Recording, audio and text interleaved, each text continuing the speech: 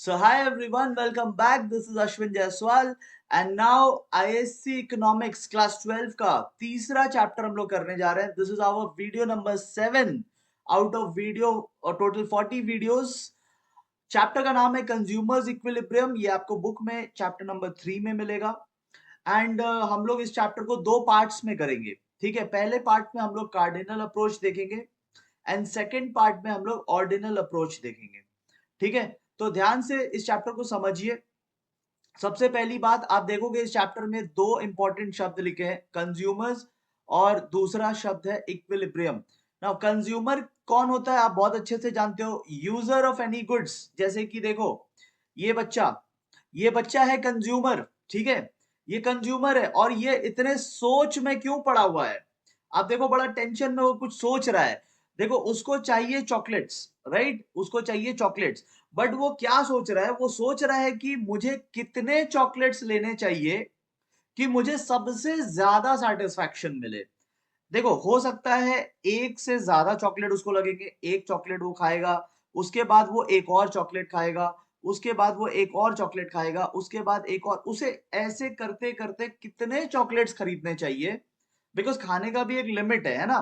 तो एक टाइम आएगा जब हमारा मन भर जाएगा. ठीक है, एक टाइम आएगा जब हम लगातार कंज्यूम करते रहेंगे तो हमारा मन भर जाएगा, उस प्रोडक्ट का डिजायर कंप्लीट हो जाएगा. सो हमें एग्जैक्टली कितने यूनिट्स खरीदने चाहिए जिससे हमें मैक्सिमम सेटिस्फैक्शन हो. और जब कंज्यूमर मैक्सिमम सेटिस्फैक्शन पे होता है तो हम कहते हैं कि कंज्यूमर इक्विलिब्रियम पे है. ठीक है, equilibrium is best possible situation for anybody. ठीक है, तो कंज्यूमर के लिए बेस्ट क्या है, कंज्यूमर के लिए बेस्ट ये है कि उसके पास जितने भी पैसे हैं, लेट्स से इसके पास 500 रुपीज है, तो इस 500 रुपीज को, इस 500 रुपीज से वो एग्जैक्टली exactly कितने चॉकलेट्स खरीदे जिससे कि उसे मैक्सिमम सेटिस्फैक्शन पहुंचे. सो एग्जैक्टली कितने यूनिट्स खरीदने चाहिए, क्या उसे 3 खरीदने चाहिए या 4 खरीदने चाहिए या 5 खरीदने चाहिए, हाउ मेनी यूनिट्स. इस चैप्टर में इसी सवाल का हम लोग जवाब ढूंढेंगे. We are trying to find the answer as to how many units a consumer should buy to maximise his or her satisfaction level. ठीक है, तो आई होप आपको चैप्टर का जो हेडिंग है वो समझ में आया होगा कि चैप्टर है किस चीज के बारे में. ठीक है, एक और बात, ये चैप्टर में बहुत ज्यादा अजम्पशंस है. तो लॉजिक तो है बट लॉजिक के साथ साथ कहीं कई ऐसे जगह है जहां पे हम लोग चीजों को अज्यूम करके चलेंगे. अज्यूम मतलब मान के चलेंगे. Will just assume certain things and will go ahead with the concepts. ठीक है, तो बाकी चैप्टर्स में क्या होता है ना, लॉजिक्स ज्यादा होते हैं. इस चैप्टर में लॉजिक तो है बट साथ साथ में काफी जगह पे अजम्पशंस भी है. ठीक है, एंड हम आपको बताते चलेंगे कि कहाँ कहाँ अजम्पशंस है. So we are going to do it in two parts and this is part 1. चलिए आगे चलते हैं. नाउ कंज्यूमर इक्विलिब्रियम का हम लोग अभी ब्रेकअप समझ लेते हैं कि चैप्टर कितने पार्ट्स में है. तो दो पार्ट्स है, एक है कार्डिनल अप्रोच और एक है ऑर्डिनल अप्रोच. कार्डिनल अप्रोच ये हम लोग अभी पार्ट 1 में करने जा रहे हैं, ऑर्डिनल अप्रोच हम लोग सेकेंड पार्ट में टेकअप करेंगे. ठीक है, अब कार्डिनल अप्रोच में हमें क्या पढ़ना है, कार्डिनल अप्रोच में हमें पढ़ना है कि अगर कंज्यूमर एक ही कमोडिटी खरीद रहा है, जैसे पिछला कंज्यूमर जो था सिर्फ चॉकलेट खरीद रहा था, है ना, तो अगर आप सिर्फ चॉकलेट खरीद रहे हैं तो कितने यूनिट्स आपको खरीदने चाहिए. और अगर आप दो कमोडिटीज खरीद रहे हैं, जैसे चॉकलेट के साथ आप कोल्ड ड्रिंक्स भी खरीद रहे हो, तो कितने चॉकलेट्स एंड कितने कोल्ड ड्रिंक्स आपको खरीदना चाहिए सो दैट आपका सेटिस्फैक्शन मैक्सिमम हो. तो हमें ये दो पार्ट इसमें पढ़ने हैं. फिर जब हम लोग पार्ट 2 में जाएंगे तो we will study about budget line in part 2 and we will study about indifference curve in part 2. उसके बाद में करेंगे. ठीक है, right now let us see the difference between the two approaches. ये क्या है, कार्डिनल ऑर्डिनल है क्या. ठीक है, जो आपको स्क्रीन पे दिख रहा है टेबल डिफरेंस का, ये आपके आईएससी का गिवन आंसर है. ठीक है, इसमें एक भी वर्ड मेरा अपना नहीं है. I am trying to maintain the ISC answer pattern. जो उन्होंने आंसर्स दिए हैं वो इसमें दिया हुआ है. इसमें एक भी वर्ड मेरा अपना नहीं है. This difference has been given by the council. ठीक है, ये डिफरेंस आपके काउंसिल ने दिया है. एक एक वर्ड इसमें काउंसिल का लिखा हुआ है. ठीक है, तो आइए एक एक करके हम लोग समझने की कोशिश करते हैं. ठीक है, आप कोई भी दो कर सकते हो, एनी टू, बिकॉज एग्जाम में ये 2 मार्क्स का आया है, बहुत बार आया है. ठीक है, और हर बार काउंसिल ने यही आंसर स्क्रिप्ट टीचर्स को भेजा था चेक करने के लिए. तो आप देखो कार्डिनल यानी आज जो हम लोग पार्ट करेंगे अकॉर्डिंग टू दिस थियोरी, ये थियोरी क्या मान के चलता है, ये थियोरी मान के चलता है कि यूटिलिटी जो है, विल डिस्कस कि व्हाट इज यूटिलिटी, ये थियोरी डिस्कस करता है। अभी आप मान के चलो यूटिलिटी मतलब सेटिस्फैक्शन, एक बार मान के चलो यूटिलिटी का मतलब है सेटिस्फैक्शन, एक सिंपल वर्ड मान के चलो, ठीक है, डेफिनेशन प्रॉपर बाद में करेंगे। तो सेटिस्फैक्शन जो है दैट कैन बी मेजर्ड, वो मेजर हो सकता है इन यूनिट्स, ठीक है। तो कार्डिनल अप्रोच ये मान के चलता है कि आप यूटिलिटी यानी सेटिस्फैक्शन को मेजर कर सकते हैं, जैसे डिस्टेंस हम लोग मेजर कर सकते हैं, जैसे वेट हम लोग मेजर कर सकते हैं, जैसे हाइट हम लोग मेजर कर सकते हैं, सिमिलरली सेटिस्फैक्शन भी मेजर कर सकते हैं। ये कौन मान के चल रहा है, कार्डिनल अप्रोच, ये वाला अप्रोच जो हम लोग आज करेंगे। और दूसरा जो अप्रोच है ऑर्डिनल अप्रोच, वो बोलता है कि नहीं भाई वहां पे एग्जैक्ट मेजरमेंट नहीं होता, वहां प्रेफरेंस दे सकते हैं। मतलब ऑर्डिनल अप्रोच में सपोज आपने एक चॉकलेट खाया ना, तो कार्डिनल अप्रोच में आप बोल सकते हो कि आपको 20 यूटिल्स का सेटिस्फैक्शन आया। आप ऐसे बोल सकते हो कि मुझे ना 20 यूटिल्स का सेटिस्फैक्शन आया, आप नंबर्स में बोल सकते हो। बट अगर आप चॉकलेट खाओगे ऑर्डिनल अप्रोच में, तो आप या तो गुड बोलोगे, या तो एवरेज बोलोगे, या तो बैड बोलोगे। मतलब इस तरीके से आप रैंकिंग देंगे प्रोडक्ट को कि हाँ ये ना बैड था, या फिर ये गुड था, या फिर ये एवरेज था। 20, 30, 40 नहीं बोलेंगे वहां पे, ठीक है। अच्छा, सेकेंड पॉइंट बोल रहा है यूटिलिटी जो है वो यूटिल्स में मेजर होता है। देखो हर मेजरमेंट का एक यूनिट होता है, जैसे डिस्टेंस को किलोमीटर्स में मेजर करते हैं, वेट को हम लोग केजीज में मेजर करते हैं, हाइट को हम लोग मीटर्स में मेजर करते हैं। तो सिमिलरली सेटिस्फैक्शन को हम लोग यूटिल्स में मेजर करते हैं, ये यूनिट है, ठीक है। और यहाँ पे तो हम लोग रैंक्स देते हैं, we don't measure in terms, ठीक है। अच्छा, इसमें हम लोग जो पढ़ाई करते हैं वो मार्जिनल यूटिलिटी के कॉन्सेप्ट यूज करके करते हैं, आगे आएगा ये सब, ठीक है। तो कार्डिनल मतलब आज की क्लास में हम लोग जो बात करेंगे वो सारी बातें मार्जिनल यूटिलिटी को लेकर के करेंगे। जितना कॉन्सेप्ट पढ़ेंगे वो मार्जिनल यूटिलिटी पे बेस्ड होगा, ठीक है। जबकि नेक्स्ट पार्ट में जब हम लोग बात करेंगे तो वहां इनडिफरेंस कर्व, आप देखो यहाँ पे बताया ना आपको, इनडिफरेंस कर्व को लेकर हम लोग डिस्कशन करेंगे। सो दोनों के अप्रोचेस अलग है, दोनों का पढ़ने का सिस्टम भी अलग है, राइट। एंड यहाँ पे जो लॉ एप्लीकेबल होता है वो law of diminishing marginal utility है, और वहां पे जो लॉ एप्लीकेबल है वो marginal rate of substitution, MRS की बातें करेंगे वहां पे, ठीक है। तो आप यहाँ से कोई भी 2 पॉइंट लर्न कर लेना, ये काउंसिल का गिवन आंसर है और ये बहुत बार आया हुआ है और आगे आने की भी चांसेस बहुत ज्यादा है, ठीक है। चलिए, अब आपको कार्डिनल पे लेकर चलते हैं। तो आई होप आपको चैप्टर का फ्लो समझ में आ गया होगा। आप एक बार ऊपर देख लो, ये जो चार्ट है यही हम लोग करने जा रहे हैं, ठीक है। तो कार्डिनल समझेंगे, कार्डिनल में single commodity and to commodities को हम लोग डिटेल में करेंगे, राइट। ओके, ये जो नोट्स है ये आपको मेरे टेलीग्राम चैनल पे मिल जाएगा, ठीक है। जो नोट्स आपको दिख रहा है ये नोट्स आपको मेरे टेलीग्राम चैनल पे मिल जाएंगे। तो आप मेरे Telegram channel Ashwin commerce world में चले जाइए, टेलीग्राम पे जाके आप सर्च कर सकते हो, या फिर नीचे डिस्क्रिप्शन में भी लिंक दिया हुआ है, ठीक है। वहां पे आपको ये नोट्स मिल जाएंगे इस क्लास के वीडियो नंबर 7 के। कार्डिनल यूटिलिटी अप्रोच में सबसे पहले हम लोग यूटिलिटी का बात कर लेते हैं कि यूटिलिटी क्या है। अच्छा, सबसे पहली बात तो यूटिलिटी क्या होती है। यूटिलिटी का मतलब होता है प्रोडक्ट की पावर, ठीक है। क्या बोला मैंने, प्रोडक्ट की पावर। किस चीज का पावर, आपके वांट को सेटिस्फाई करने का। प्रोडक्ट में कितना दम है आपके वांट को सेटिस्फाई करने का, यानी प्रोडक्ट आपके लिए कितना सेटिस्फैक्शन दे रहा है, राइट। जैसे ये पेन एक डिजिटल पेन है, ये केवल डिजिटल पैड पे चलता है, ठीक है। जो pen I am using right now, ये सब अंडरलाइनिंग करने के लिए या कुछ भी लिखने के लिए, ये पेन से डिजिटल पैड पे आई कैन राइट। तो ये पेन मेरे को पढ़ाने में बहुत हेल्प करता है, इस पेन में बहुत पावर है मेरे वांट को सेटिस्फाई करने का। मेरा वांट क्या है, आपको पढ़ाना। तो मेरा वांट इस पेन के थ्रू पूरा हो पा रहा है। This pen is valuable to me, this pen is giving utility to me. मेरे लिए इस पेन का यूटिलिटी बहुत हाई है, right. But if I give this same pen to you कि जाओ बोर्ड एग्जाम में लिखना, इससे कुछ लिख ही नहीं पाओगे, बिकॉज इंक तो निकलता नहीं है इससे, राइट। तो ये पेन आपके लिए जीरो यूटिलिटी का है, no satisfaction you will get from this pen. तो आपको यूटिलिटी का मतलब समझ में आ गया, इस पेन में कितना दम है। तो देखो, अब आप एक चीज समझो, यूटिलिटी इज सब्जेक्टिव। सब्जेक्टिव का मतलब है ना, पर्सन टू पर्सन डिफर करेगा। मेरे लिए बड़ा काम का चीज है, बट आपके लिए यूजलेस, ठीक है। आपके लिए जीरो यूटिलिटी, कोई काम का चीज नहीं है। आपको ये जरा भी सेटिस्फैक्शन नहीं देगा, क्योंकि आप इससे एक शब्द नहीं लिख पाओगे अपने बोर्ड एग्जाम में। But I can write anything on my laptop screen using this pen. तो सेम पेन है, बट देखो दो अलग अलग लोगों के लिए कितना अलग अलग सेटिस्फैक्शन हो गया।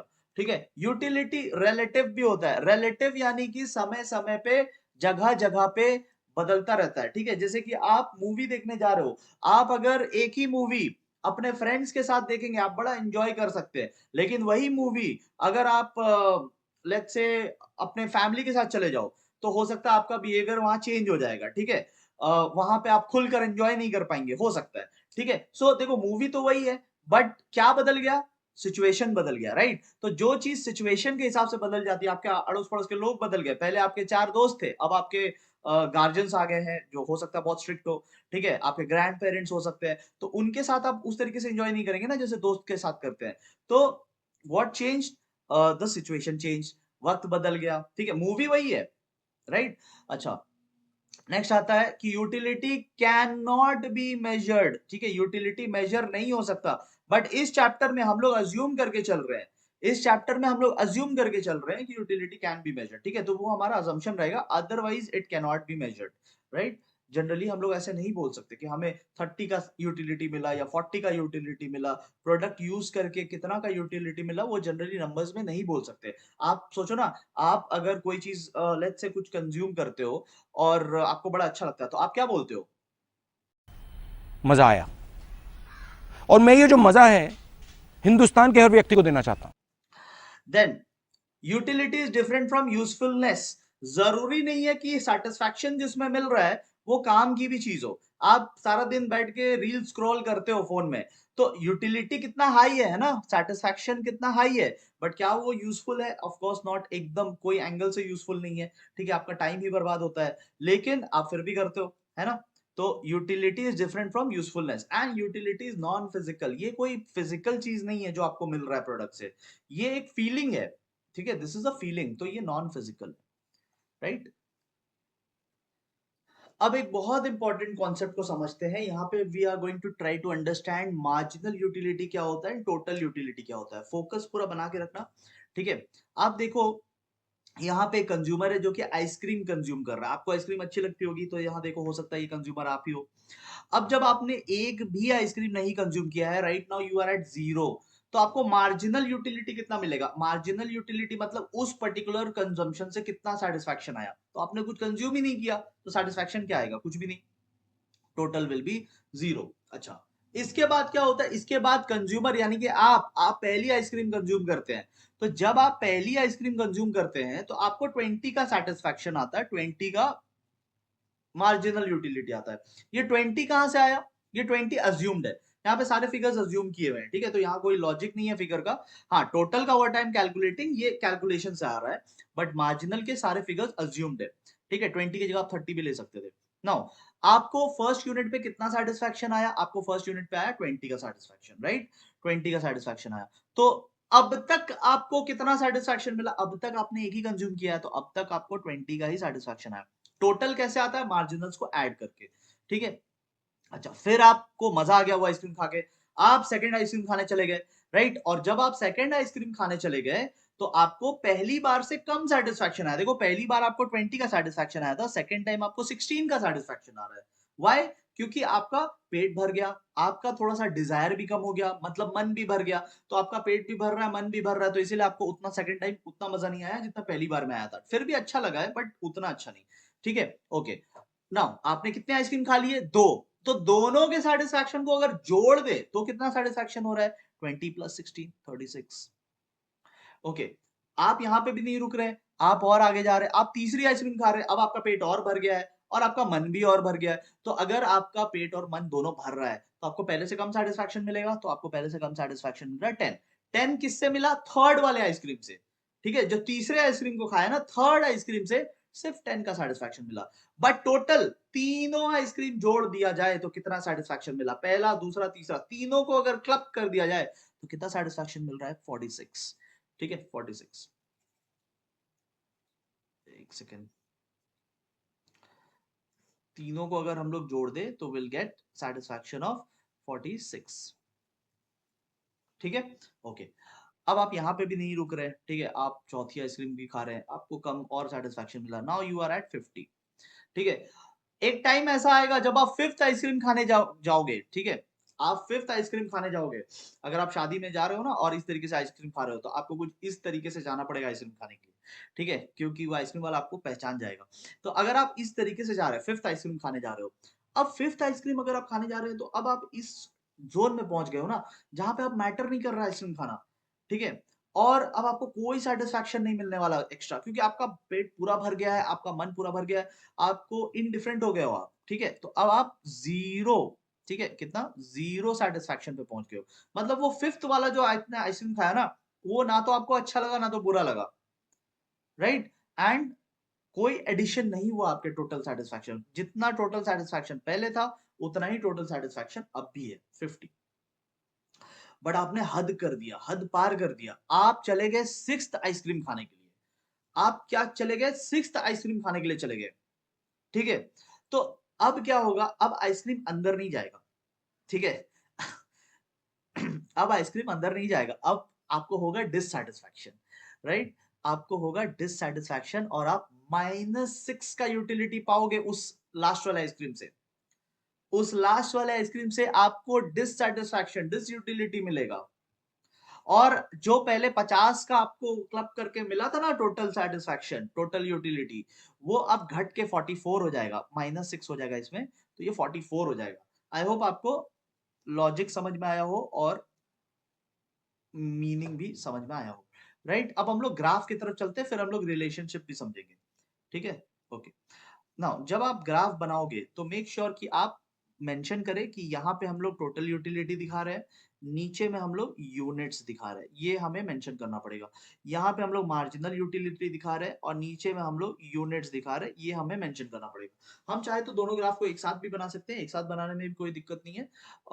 रिलेशनशिप क्लियर कट समझ में आना चाहिए। अच्छा, ये रिलेशनशिप क्या है, तो रिलेशनशिप है, आप देखो फिगर देखो, जब तक mu पॉजिटिव है, मतलब मार्जिनल यूटिलिटी पॉजिटिव है, पॉजिटिव कहां पे है, आप देखो यहां से लेके यहां तक पॉजिटिव है, जब तक mu पॉजिटिव है तब तक आप देखोगे टोटल बढ़ रहा है, टोटल इज इंक्रीजिंग, राइट, यहां तक टोटल इंक्रीज हो रहा है। फिर एक टाइम आएगा जब mu जीरो हो जाएगा, और जहां पे mu जीरो हो जाएगा टोटल अपने मैक्सिमम पे पहुंच जाएगा, ये वाला पार्ट 50, ठीक है, ये 50 वाला पार्ट, तो टोटल अपने मैक्सिमम पे पहुंच गया, इसको हम लोग पॉइंट ऑफ मैक्सिमम सेटिस्फैक्शन बोलते हैं, ठीक है, या पॉइंट ऑफ सेटिस्फैक्शन बोलते हैं। तो this is second zone. And third zone यहां से स्टार्ट हो रहा है -6, इसके बाद माइनस ही होता जाएगा। अगर आप और बेशरम की तरह आप जाके और आइसक्रीम खा रहे हो, 7 आइसक्रीम, 8 आइसक्रीम, 9, 10, ठीक है, तो आपका नेगेटिव और बढ़ता जाएगा। मतलब कि 3 जोन है, 3 बेसिकली रिलेशनशिप है। आप अगर ठीक से देखो तो 3 रिलेशनशिप हमें दिखाई दे रहा है इस चार्ट में। नंबर 1 जहां पे mu पॉजिटिव है, जब तक mu पॉजिटिव है टोटल ग्रो कर रहा है, देख लो फिगर से समझ में आ रहा है। फिर जब mu जीरो है तो टोटल मैक्सिमम पे पहुंच गया, टोटल 50 पार नहीं कर रहा, वही उसका मैक्सिमम है। और जब mu नेगेटिव पे आ रहा है तो टोटल फॉल होना स्टार्ट हो जा रहा है। तो इसी बेसिस पे हम लोग ग्राफ भी बना देंगे, ठीक है। एग्जाम में आप लोग इस रिलेशनशिप का ध्यान रखना जब आप ग्राफ बनाओगे। और हाँ, एक बहुत इंपॉर्टेंट ऑब्जर्वेशन कि mu जो है is decreasing all through out, लगातार गिर रहा है। mu मार्जिनल, मार्जिनल काफी गिरा हुआ कॉन्सेप्ट है। ये देखो जहां से शुरू हो रहा है वहां से फॉल ही हो रहा है, राइट। तो अभी देखो मार्जिनल हम लोग क्या करेंगे, फर्स्ट यूनिट पे, लेट्स से फर्स्ट यूनिट ये है और लेट्स से 20 यहाँ पे है, ठीक है। तो मार्जिनल आपका यहाँ से स्टार्ट हो रहा है, राइट, और मार्जिनल जहां से स्टार्ट हो रहा है वहां से फॉल ही होगा, ठीक है, फॉल ही होगा। तो आपको यहां से बस उसे फॉल कराना है, फॉल कराना है, और एक टाइम आएगा जब ये एक्स एक्सिस को टच कर देगा। जब ये एक्स एक्सिस को टच कर देगा मतलब ये जीरो हो गया, लेकिन ये जीरो पे थोड़ी ना रुकता है, ये नेगेटिव में चला जाता है। तो ये आपका मार्जिनल का ग्राफ हो जाएगा, ठीक है। बहुत सारे बुक में क्या करते हैं, वो वाई एक्सिस में टच करा देते हैं, मतलब ये ऐसे करके ना वो टच करा देते हैं। तो देख लो, मतलब होना तो नहीं चाहिए, बट 11 12 में सब चलता है, ठीक है। तो हम लोग नहीं कर रहे, हम लोग टच नहीं करा रहे, ठीक है, ओके। एंड अब टाइम आ गया टोटल का ग्राफ बनाने का। टोटल जीरो से स्टार्ट होगा, टोटल जीरो से स्टार्ट होगा, मतलब ये एकदम ओरिजिन से स्टार्ट होगा। उसके बाद आपको 3 पार्ट्स में बनाना है। पहला पार्ट जब तक मार्जिनल पॉजिटिव है, अच्छा देखो जहां पे जीरो है ना, जहां mu जीरो होता है, अब ये पॉइंट नंबर 2 देखो, ये वाला पॉइंट नंबर 2, जहां mu जीरो होता है वहां पे टोटल मैक्सिमम होता है। तो mu यहाँ पे जीरो है, मतलब ठीक इसी के ऊपर, ठीक इसी के ऊपर mu शुड बी पॉजिटिव, है ना, ठीक इसी पॉइंट के ऊपर। तो आप स्केल से ऐसा बना लेना कि आपको यहीं पे आपको MU पॉजिटिव दिखाना है। तो MU जब आप बनाना स्टार्ट करोगे ना, तो आप ऐसे लेकर जाना ग्राफ को, और यहाँ पे पॉजिटिव, मतलब यहाँ पे आप उसको मैक्सिमम कर देना इस जोन पे, एंड उसके बाद से आप उसको फॉल करा देना। ठीक है, तो ये आपका टोटल यूटिलिटी का ग्राफ हो गया, नीचे वाला आपका मार्जिनल यूटिलिटी का ग्राफ हो गया। तो ग्राफ भी हमने कॉन्सेप्ट को यूज करके, रिलेशनशिप को यूज करके ग्राफ बना लिया। ज्यादा मार्किंग करने की जरूरत नहीं है, मतलब आप चाहो तो यहाँ पे फिगर्स मार्क कर लो, 1, ये 2, बट जैसे जैसे ऊपर कर रहे हो वैसे वैसे नीचे भी करना, क्योंकि ये दोनों ग्राफ एक साथ चल रहे हैं। ठीक है, तो अगर आप 3 यहाँ पे दिखा रहे हो तो नीचे में भी 3 आपको यहीं पे दिखाना है। ठीक है, 4 आप यहाँ पे दिखा रहे हो तो नीचे में भी 4 आपको यहीं पे दिखाना है। 5th यूनिट पे ये हो रहा है TU मैक्सिमम, 5th यूनिट पे, और 5th यूनिट पे ही MU 0 हो रहा है, एंड देन 6th यूनिट, तो 6th यूनिट यहाँ पे बना देना। ठीक है, तो ये आपका ग्राफ बन गया, राइट। ओके, अब यहाँ पे बात करते हैं law of diminishing marginal utility का। तो लॉ क्या होता है इकोनॉमिक्स में? लॉ एक ऐसी स्टेटमेंट होती है जो मैक्सिमम टाइम काम करे, जो हर बार काम करे। जैसे साइंस में होता है ना लॉ ऑफ ग्रेविटी, तो law of gravity works every time. तो सिमिलरली इकोनॉमिक्स में भी जो लॉ है वो भी हमेशा काम करते हैं। ठीक है, तो law of diminishing marginal utility यहीं से आया है, जो हमने पिछला कॉन्सेप्ट किया। Law of diminishing marginal utility, अगर आप मार्जिनल यूटिलिटी का ग्राफ ही देख लो, तो ग्राफ जहां से स्टार्ट हुआ वहां से फॉल हो रहा है, राइट। तो डिमिनिश हो रहा है, डिमिनिश मतलब घट रहा है। तो marginal utility is declining continuously. तो यहाँ पे लॉ वही बोलता है कि as more and more units are consume, ठीक है, जैसे ज्यादा से ज्यादा यूनिट्स कंज्यूम होंगे, तो utility derived from every additional unit, her unit से जो आपको यूटिलिटी मिलेगा वो घटता चला जाएगा। ठीक है, आप देख लीजिए यहाँ पे, आपको पहले 20 का सेटिस्फैक्शन आया, फिर 16 का आया, फिर 10 का आया, फिर 4 का आया, फिर 0, फिर -6। जैसे जैसे यूनिट्स बढ़ रहा है MU घटता जा रहा है। वही बोलता है ये लॉ, ये लॉ वही बोलता है। ओके, अब इस लॉ के कुछ अजम्पशंस है, हम लोग जल्दी से 3-4 अजम्पशंस देख लेते हैं, कोई भी रैंडमली हम लोग देख लेंगे। एक आप लोग ये कर लेना, हाँ ये बहुत इंपॉर्टेंट अजम्पशन है, हम लोग मान के चल रहे हैं यूटिलिटी कैन बी मेजर्ड। हमने फीचर्स में पढ़ा था कि utility can not be measured, but हम लोग यहाँ पे मान के चल रहे हैं कि यूटिलिटी कैन बी मेजर्ड। ठीक है, फिर एक ये मान लो, आइडेंटिकल, आइडेंटिकल यूनिट्स होने चाहिए। आइडेंटिकल का मतलब होता है होमोजीनियस। होमोजीनियस मतलब कि अगर आपने पहली बार कैडबरी का चॉकलेट खाया है, तो दूसरी बार भी आपको कैडबरी का वही प्राइस वाला चॉकलेट खाना है। आप नेस्ले में नहीं शिफ्ट हो जाओगे, मतलब यूनिट्स शुड बी आइडेंटिकल। जैसे यहाँ पे हम लोग आइसक्रीम कंज्यूम कर रहे थे, तो आइसक्रीम लेट से अमूल का कंज्यूम कर रहे थे, तो हमें सेकेंड टाइम भी अमूल का वही फ्लेवर वही प्राइस वाला खाना पड़ेगा, सेम इन ऑल रिस्पेक्ट। ठीक है, सेम इन ऑल रिस्पेक्ट। ठीक है, ये हमारा सेकेंड अजम्पशन है। उसके बाद कंजम्पशन कंटिन्यूअस होना चाहिए, ब्रेक लगा के नहीं। आपने एक आइसक्रीम आज खाया, अगला आइसक्रीम आप 2 हफ्ते बाद खाओगे, तो फिर ये लॉ काम नहीं करेगा। ब्रेक नहीं लगना चाहिए। एक खत्म हुआ सेकंड का कंज्यूम करो, सेकंड खत्म हुआ थर्ड कंज्यूम करो, that is continuous consumption. And very important, consumer must be rational. Rational मतलब कि वो पागल नहीं होना चाहिए। कंज्यूमर अगर पागल होगा तो हो सकता है उसको 6th यूनिट में ज्यादा मजा आ जाए। ठीक है ना, तो अगर अगर कंज्यूमर, ठीक है, अगर कंज्यूमर रैशनल है तो कंज्यूमर विल गेट गुड, मतलब कंज्यूमर पे ये लॉ एप्लीकेबल है। ठीक है, ये लॉ केवल नॉर्मल लोगों पे एप्लीकेबल है, जो पागल लोग हैं उनको, उन पे ये लॉ एप्लीकेबल नहीं है। तो आ, उनको हो सकता है 6th यूनिट में ज्यादा मजा आ जाए, तो पागलों का क्या ही कहना। ठीक है, अभी हम लोग आते हैं एक्सप्लेनेशन पे, ऐसा क्यों होता है। मतलब ये जो हम लोग ग्राफ देखे, लेट्स सी, यहाँ पे एक बार वापस से ग्राफ देखते हैं। तो हमने ग्राफ देखा था कि ये ग्राफ ऊपर से स्टार्ट होता है और नीचे ही चलता जाता है। तो ये क्यों होता है? होता है, ये तो लॉ है, बट क्यों होता है, वाई। ठीक है, इसका इसका वाई पढ़ने जा रहे हैं, क्यों। तो इसका 2 रीजन आपके बुक में दिया हुआ है, वही 2 रीजन मैंने यहाँ पे दिया है कि देखो, मेन थिंग इज डिजायर खत्म हो जाता है। आप पहली बार जब आइसक्रीम खाने जा रहे हो ना, तो हो सकता है आपने बहुत दिन बाद आइसक्रीम देखा, हो सकता है 1 मंथ या 2 मंथ्स के बाद आप आइसक्रीम खाने जा रहे हैं, तो आपको डिजायर ज्यादा रहता है। बट जब आपने पहली बार खा लिया ना, तो डिजायर खत्म हो गया, मन थोड़ा सा भर गया आपका। तो अब जब आप सेकेंड टाइम खाओगे, तो फिर आपका वो डिजायर रहा नहीं। तो डिजायर नहीं रहेगा तो सेटिस्फैक्शन नहीं मिलेगा। हमें सेटिस्फैक्शन कब मिलता है? जब हमें कुछ ऐसी चीज मिल जाए जिसकी डिजायर है। अब जिसका डिजायर ही नहीं है तो उसको पाने में क्या ही सेटिस्फैक्शन है ना। तो एक रीजन ये है कि डिजायर खत्म हो जाता है। सिंस हमने कंज्यूम कर लिया तो डिजायर फुलफिल हो गया, तो सेटिस्फैक्शन कम हो गया। अच्छा, सेकंड रीजन इज कि कुछ कमोडिटीज के मेनी यूजेस होते हैं, जैसे इलेक्ट्रिसिटी।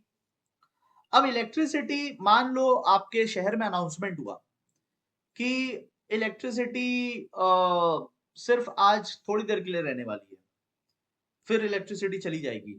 तो उस थोड़ी देर में आप क्या करोगे? उस थोड़ी देर में आप इंपॉर्टेंट काम कर लोगे, जैसे कि अगर कपड़े धोना है तो वॉशिंग मशीन चला लोगे।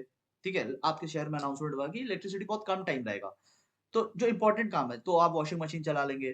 ठीक है, अगर लेट्स से आपको फोन चार्ज करना है तो आप वो कर लेंगे, है ना। जरूरी जरूरी काम कर लेंगे, इन्वर्टर हम लोग चार्ज कर लेंगे सो दैट इन्वर्टर से काम चल जाए। लेकिन जब बिजली आ जाती है तो हम अननेसेसरी चीजें भी करते हैं जो लेसर इंपॉर्टेंट है, जैसे टीवी देखना। अब बिजली आ गई तो अब टीवी चला के बैठ गए हम लोग।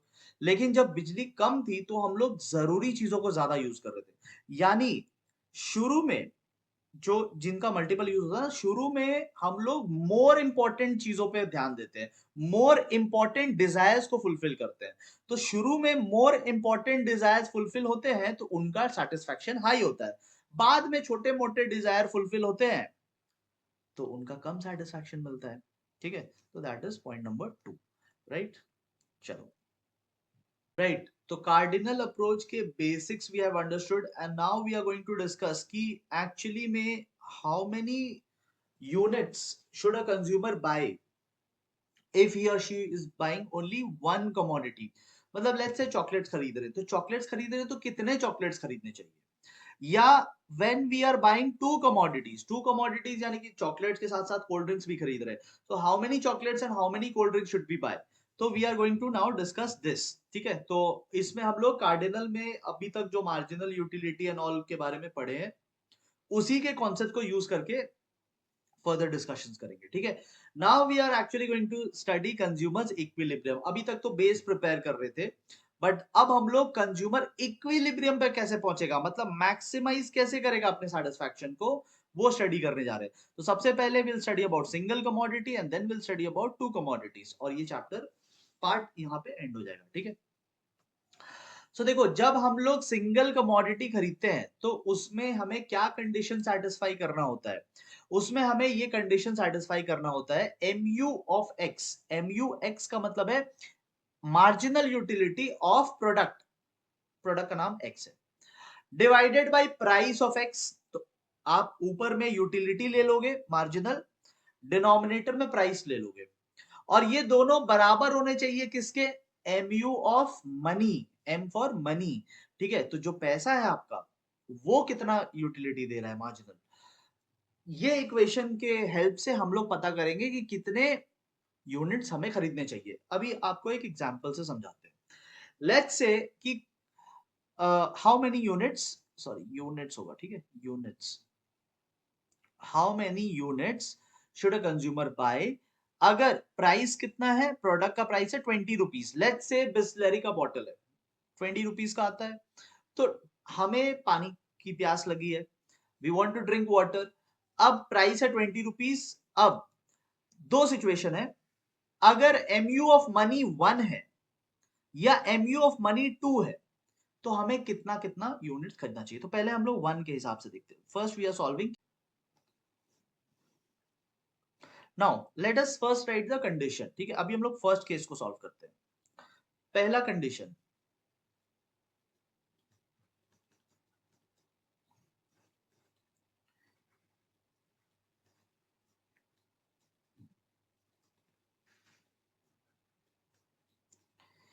Now this is the condition, right. अब इसी कंडीशन को हम थोड़ा घुमा के लिखते हैं, ये प्राइस को है ना इधर लेके चलते हैं। ठीक है, तो उधर जाएगा तो मल्टीप्लाई हो जाएगा, साइन साइड चेंज हो रहा है तो साइन चेंज हो जाएगा।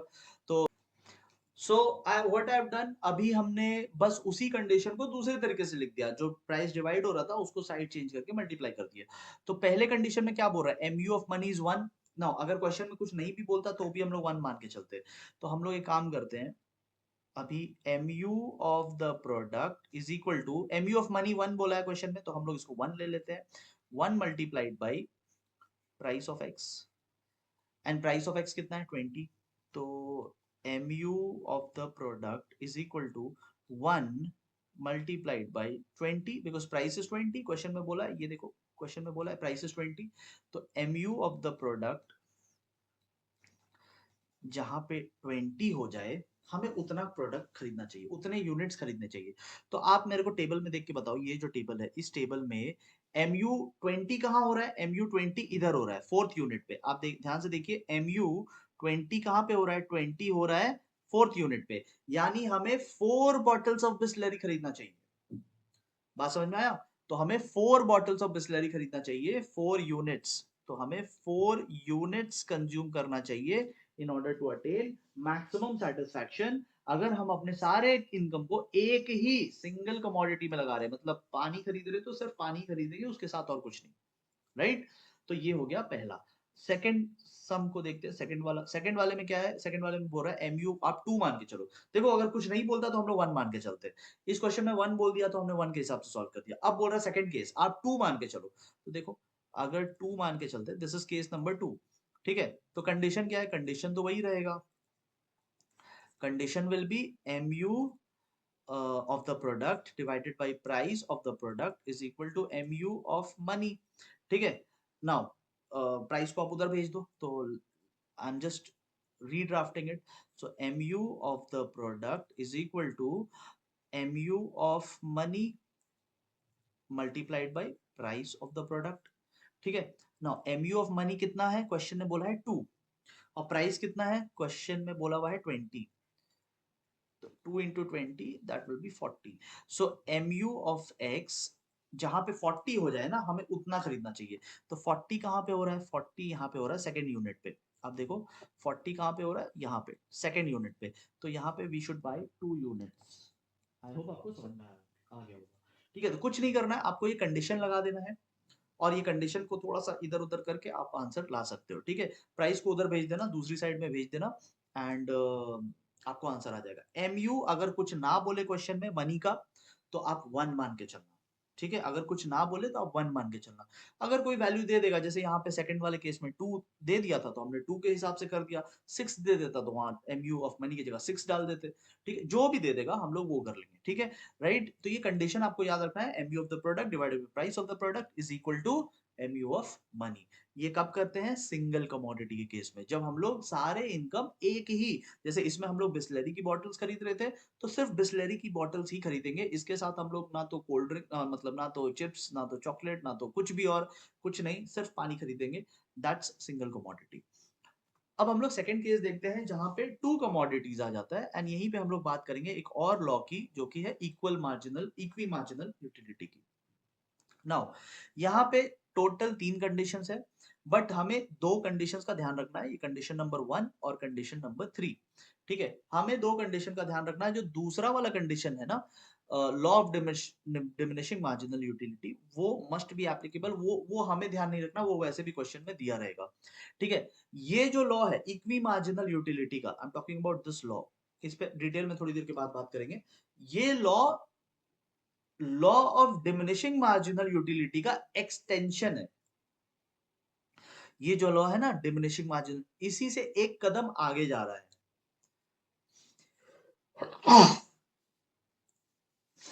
ठीक है, तो अब हमें ध्यान रखना है 2 कंडीशंस का। तो इसको हम लोग एक एग्जांपल से समझेंगे। ये एग्जांपल जो है, ये एक्चुअली में 2014 में आपके बोर्ड एग्जाम में आया हुआ क्वेश्चन है। तो उस क्वेश्चन को सॉल्व करते हुए हम लोग इसको सीखेंगे, लॉ भी सीख लेंगे, 2 प्रोडक्ट्स के केस में कैसे डिसाइड करना है वो भी सीख लेंगे। जैसे कि यहाँ पे दिया हुआ है units of A and units of B. तो कंज्यूमर 2 प्रोडक्ट्स के बीच में फंसा हुआ है, उसे ए भी खरीदना है, बी भी खरीदना है। तो कितने ए को खरीदे और कितने बी को खरीदे कि हमें मैक्सिमम सेटिस्फैक्शन हो, ये कंज्यूमर सोच रहा है, राइट? और यहाँ पे एडिशनल इंफॉर्मेशन दिया हुआ है, ए का दाम है 2 रुपीज, बी का दाम है 4 रुपीज, और टोटल जेब में पैसे कितने हैं? 20 रुपीज। टोटल हमारे पास इनकम कितना है? 20 रुपीज। तो ध्यान से समझते हैं, how do we solve this. तो देखो, हमें क्या करना है, हमें सेकंड वाले केस का, मतलब सेकंड वाले कंडीशन को हमें कुछ नहीं करना है, वो अपने आप होगा। देखो, law of diminishing marginal utility must be working. ठीक है, तो आप देखो MU जो है वो गिर रहा है लगातार, MU जो है वो गिर रहा है लगातार, तो सेकंड वाला जो कंडीशन है वो ऑटोमेटिकली सेटिस्फाई होता है। हमें पहले और थर्ड वाले का ध्यान रखना है, ठीक है। तो लेट्स सी कैसे इसको सॉल्व करेंगे। हम लोग सबसे पहले ये कंडीशन फुलफिल करने का कोशिश करते हैं, ये वाला, ठीक है। इन दोनों को हम लोग बराबर करने की कोशिश करते हैं, मतलब mu of the first product divided by price of the first product and mu of the second product divided by price of the second product, इसकी रेशियो निकालने की कोशिश करते हैं। तो देखो हम लोग क्या करेंगे, सबसे पहले let us make a chart, ठीक है। जैसे यहाँ पे टोटल 6 कमोडिटी से 6 यूनिट से 1 2 3 4 5 6, टोटल 6 यूनिट से। अभी हम लोग पहले ए की बात कर लेते हैं।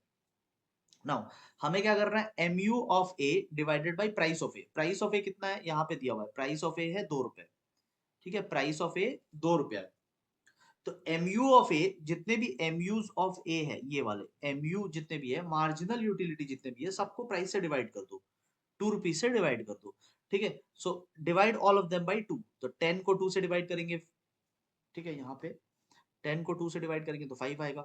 यहाँ पे x लिखा हुआ है, ये फॉर्मूला है। x कहने का मतलब है पहला प्रोडक्ट, और y कहने का मतलब है दूसरा प्रोडक्ट, ठीक है। तो क्वेश्चन में a और b दे सकता है, क्वेश्चन में कोल्ड ड्रिंक्स एंड चिप्स दे सकता है, कोल्ड ड्रिंक्स में टी एंड कॉफी दे सकता है, क्वेश्चन में x एंड y भी दे सकता है। तो x कहने का मतलब है पहला प्रोडक्ट और y कहने का मतलब है दूसरा प्रोडक्ट, ठीक है। तो हमारा पहला प्रोडक्ट a है। अच्छा, फिर 8/2 करेंगे तो 4 आ जाएगा, फिर 6 4 2 1, तो 3 2 एक सेकेंड, ओके, 1 एंड 0.5, राइट। ये पहला प्रोडक्ट का हमने बना लिया, ओके। फिर हम लोग दूसरे प्रोडक्ट का भी कर लेते हैं। यूनिट्स ऑफ बी है, यहाँ है mu ऑफ बी, और प्राइस ऑफ बी है 4 रुपए करके, प्राइस ऑफ बी है 4 रुपीज। तो बी के सारे mu को हम लोग 4 से डिवाइड करेंगे, बिकॉज प्राइस कितना है, 4 है। तो 30/4 is 7.5, then 6/4, then 3.5 and lastly 2, ठीक है। तो हमने क्या किया, हमने MUs को प्राइस से डिवाइड कर दिया, ठीक है, और ये टेबल बना दिया। तो हमारा अब हमें देखना है कि ये कंडीशन कहाँ पे फुलफिल हो रहा है। पहले वाले का जो रेशियो है, ये दूसरे वाले के रेशियो से कहाँ पे बराबर हो रहा है। तो हम लोग देखते हैं, पहले वाले का जो रेशियो है, यहाँ पे 5 है और यहाँ पे भी 5 है, तो एक यहाँ पे बराबरी हो रहा है, ठीक है। इसको कॉम्बिनेशन ए बोल देते हैं। फिर 4 एंड 4 यहाँ पे बराबरी हो रहा है, इसको कॉम्बिनेशन बी बोल देते हैं, दिस इज सेकंड कॉम्बिनेशन।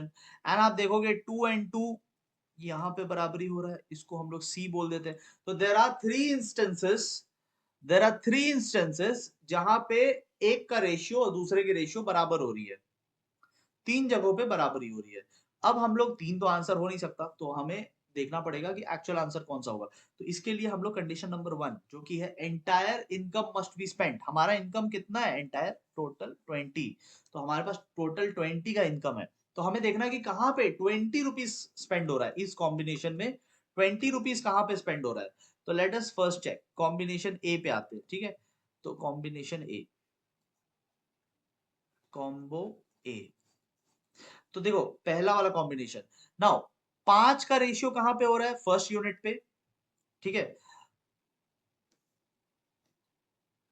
ये देखिए, ये 5 पाने के लिए हमें कितना यूनिट्स खरीदना पड़ेगा, ए का मतलब फर्स्ट प्रोडक्ट का ओनली 1 यूनिट, और यहाँ पे 5 पाने के लिए हमें कितना खरीदना पड़ेगा, 3 यूनिट्स ऑफ बी।